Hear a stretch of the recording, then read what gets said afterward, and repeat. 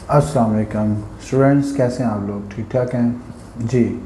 आज मैं आपको ये बताने वाला हूँ कि इंग्लिश में फर्स्ट ईयर इंग्लिश में सेकंड ईयर इंग्लिश में 100 आउट ऑफ 100 मार्क्स कैसे हासिल करते हैं। देखिए 2024 में मेरे 2 स्टूडेंट्स ने 100 में से 100 नंबर हासिल किए थे इंग्लिश में। उनके रोल नंबर मैं आपसे शेयर करता हूँ 806504 806584। तो एक ही क्लास के 2 स्टूडेंट्स ने 100 में से 100 नंबर हासिल किए थे। अच्छा, बज़ाहिर ये नामुमकिन लगता है, लेकिन ये मुमकिन हो गया था 2024 में। अच्छा, ये नंबर कैसे हासिल किए जाते हैं मैं इसके ऊपर बाद में आता हूँ, लेकिन मैं आपको ये बताता चलूँ कि अगर इंग्लिश पे मार्क्स अच्छे नहीं आते हैं, अगर इंग्लिश में मार्क्स अच्छे नहीं आते हैं तो उसका ड्रॉबैक, उसका जो नुकसान है, उसका जो ड्रॉबैक है वो क्या है। देखो, बाज़ अब ऐसा होता है कि स्टूडेंट्स के एफएससी में मार्क्स बहुत अच्छे आए होते हैं, लेकिन एमडी कैट में उनका प्रॉब्लम बन जाता है, नंबर कम आते हैं।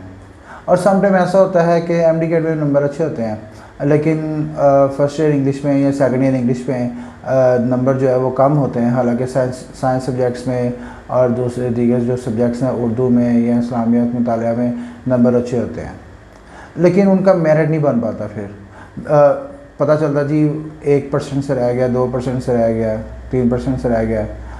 एमडी कैट का पेपर तो बहुत अच्छा हुआ था, वो तो टेस्ट बड़ा अच्छा हुआ था, लेकिन मेरिट नहीं बना।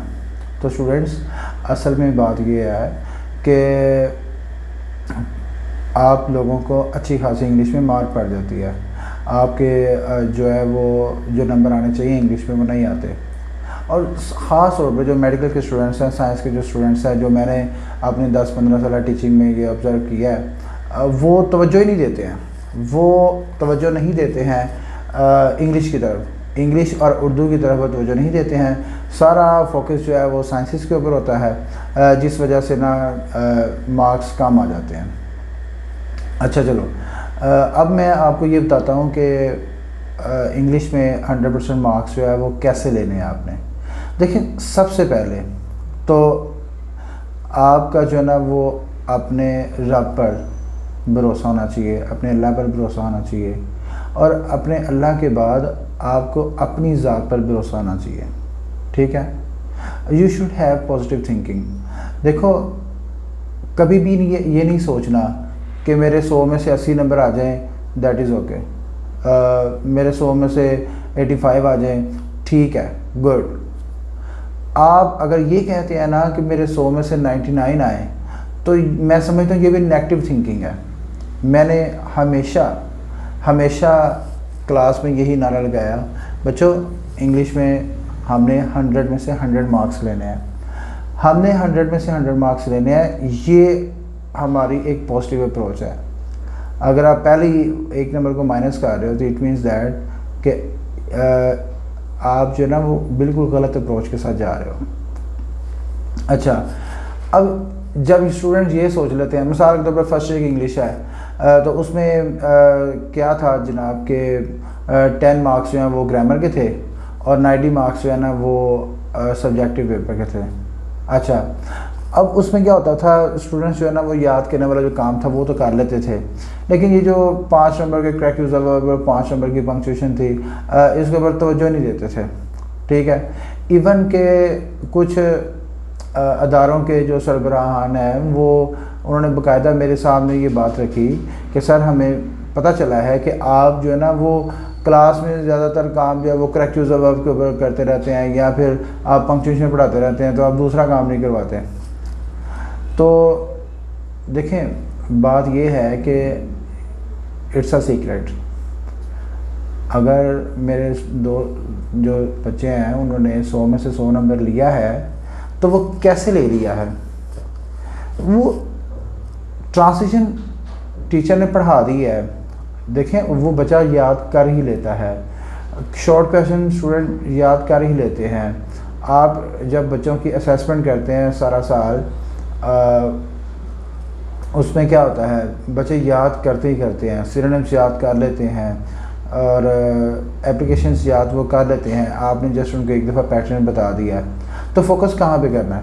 फोकस आपने करना ही वहाँ पे है जो कंसेप्चुअल काम है, जैसा कि पंक्चुएशन है या करेक्ट यूज़ ऑफ वर्ब है। इसी तरह सेकेंड ईयर में अगर आप ट्रांसलेशन के ऊपर फोकस नहीं करते हैं या करेक्शन के ऊपर फोकस नहीं करते हैं, तो इट मीन्स दैट कि आप लोग जो है ना वो पहले ही ये आपने जहन में टारगेट बना के बैठ गए हैं कि हमने सिर्फ जो है वो 70% जो मार्क्स हैं वही गेन करने हैं। देखें बात ये है बेटा, ये जो ग्रामेटिकल वर्क है, चाहे फर्स्ट ईयर इंग्लिश है चाहे सेकेंड ईयर इंग्लिश है, इसका आपके ओवरऑल जो आपकी इंग्लिश लैंग्वेज है उसके ऊपर एक पॉजिटिव इम्पैक्ट पड़ता है। देखो, अगर आप उर्दू से इंग्लिश ट्रांसलेशन सीखते हो या अगर आप ग्रामर को तवज्जो से सीखते हो, करेक्शन को अच्छी तरह से करते हो या पंक्चुएशन को अच्छी तरह से करते हो, तो इससे क्या फ़रेगा? इससे ये होगा कि आपके अंदर एक क्रिएटिव राइटिंग की एबिलिटी डेवलप होगी। ठीक है, आप क्रैमिंग से बाहर निकलोगे। ठीक है जी। तो देखें, आप मुख्तसर बात ये है कि आपने जो आपका सिलेबस है उसका 1% भी स्किप नहीं करना। आपने उसका 1% भी स्किप नहीं करना। अगर आप ये सोच के बैठ जाएं, चलो ये 5 नंबर के सवाल है ना, इसको नहीं करते, ये 5 नंबर का सवाल है, इसको नहीं करते, तो ये बहुत ही गलत अप्रोच है। ये बहुत ही गलत अप्रोच है बेटा। ऐसे आपके 100% मार्क्स इंग्लिश में नहीं आएंगे।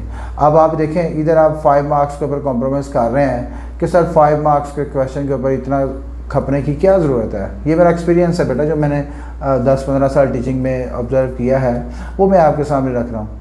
तो देखो, आप इधर 5 मार्क्स के ऊपर कॉम्प्रोमाइज़ कर रहे हैं, उधर MD ग्रेड का जब आपका रिज़ल्ट बनता है, मेरिट लिस्ट लगती है, और वहाँ फिर आप अफसोस कर रहे होते हैं, सर 1% से जो है ना वो रह गया, 1% से मेरिट नहीं बना, 2% से मेरिट नहीं बना। तो ड्यूरिंग क्लास आपको इन चीज़ों का आइडिया नहीं होता है। मेरे बहुत सारे स्टूडेंट्स जो हैं इस वक्त MBBS कर रहे हैं, जैसा कि ताश वाक है, माशाल्लाह अली बिन सईद है, सुबहान अमीन है, जिसका अभी रिसेंट किंग एडवर्ड में MBBS में एडमिशन हुआ है। फिर एक अक्सा स्टूडेंट है, वो नर्सिंग कर रही है किंग एडवर्ड से। तो और भी बेशुमार स्टूडेंट्स हैं। तो इनकी जो अप्रोच थी वो ये थी कि वो 1% के ऊपर भी कॉम्प्रोमाइज़ नहीं करते थे। आपने लर्निंग भी 100% करनी है, और जो टेक्निकल एजुकेशन है, जो कंसेप्चुअल एजुकेशन है, उसके ऊपर भी आपने 100% फोकस करना है। तो आप किसी भी चीज़ को इग्नोर नहीं करोगे। तो मैं उम्मीद करता हूँ इंशाल्लाह आप जो स्टूडेंट्स हैं वो मेरी बात को अच्छी तरह से समझ चुके होंगे। Its was the secret to get 100% marks in English. आते हैं इंग्लिश में 100% मार्क्स आते हैं। मैंने आपके सामने रोल नंबर रख दिए हैं वीडियो में।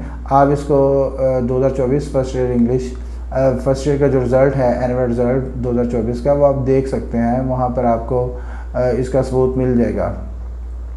तो ये मैंने ज़रूरी समझा है कि आप लोगों से इस मौजू पे बात करूं। तो ये तो मैंने सिर्फ फर्स्ट ईयर इंग्लिश FSC और फर्स्ट ईयर इंग्लिश के अलावा जो सेकंड ईयर की इंग्लिश FSC की उसकी बात की है। जो दीगर स्टूडेंट्स हैं, जैसे O लेवल के स्टूडेंट्स हैं या और दीगर जो डिसिप्लिन है उसमें वो पढ़ रहे हैं इंग्लिश, किसी भी आप कोर्स में इंग्लिश पढ़ रहे हैं, तो ये बात याद रखें बेटा, आप 100% मार्क्स ले सकते हैं। ठीक है, जस्ट आपको क्या करना है, अल्लाह पे भरोसा करना है, और फिर उसके बाद अपनी ज़ात पे भरोसा रखना है, और एक पॉजिटिव अप्रोच के साथ जाना है। Thank you so much. अच्छा, आखिरी बात ये है, चैनल को सब्सक्राइब करें और जो बेल आइकन है उसके ऊपर टिक करें, और वीडियो को ज़्यादा से ज़्यादा शेयर करें। Thank you so much.